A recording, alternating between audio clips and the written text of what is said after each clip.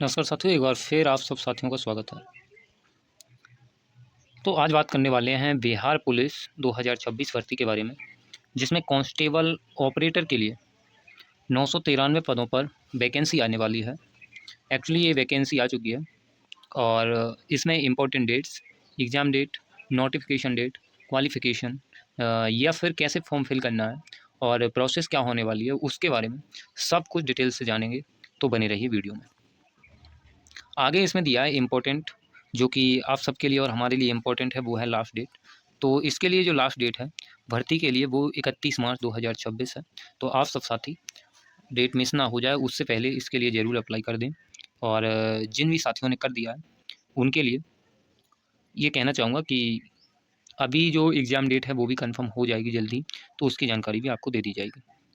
आगे जो दिया है वो दिया है हमारा एज से रिलेटेड।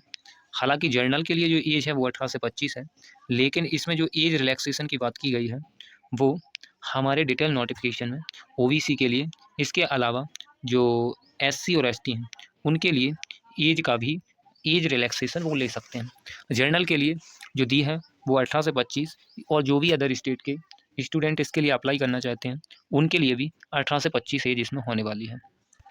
इसके अलावा जो शैक्षणिक योग्यता दी है, क्वालिफ़िकेशन क्या चाहिए इसके लिए, तो क्वालिफ़िकेशन के बारे में बात कर लेंगे।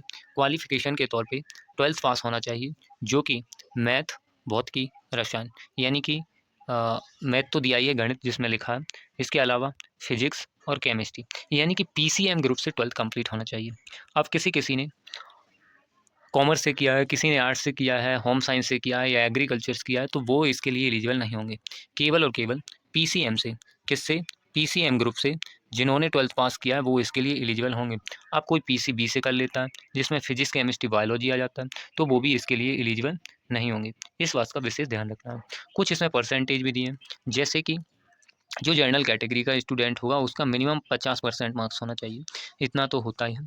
इसके अलावा जो हमारे एससी और एसटी के हैं, जो भी स्टूडेंट एससी या एसटी कैटेगरी से बिलोंग करते हैं उनके लिए मात्र 45% मार्क्स 12th क्लास में होना कंपलसरी है। मतलब अगर 45% भी मार्क्स नहीं है वो इसके लिए एलिजिबल नहीं होगा।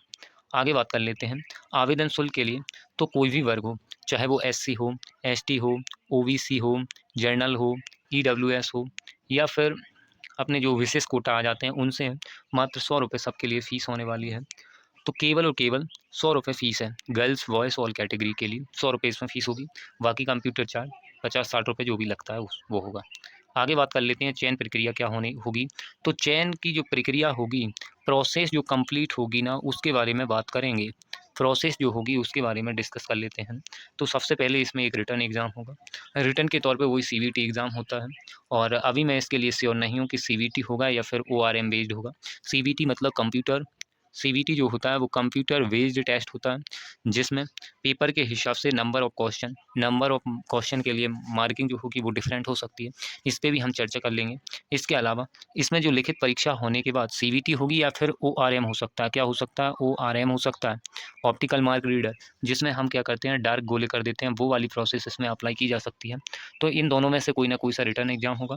उसके बाद फिजिकल टेस्ट होगा।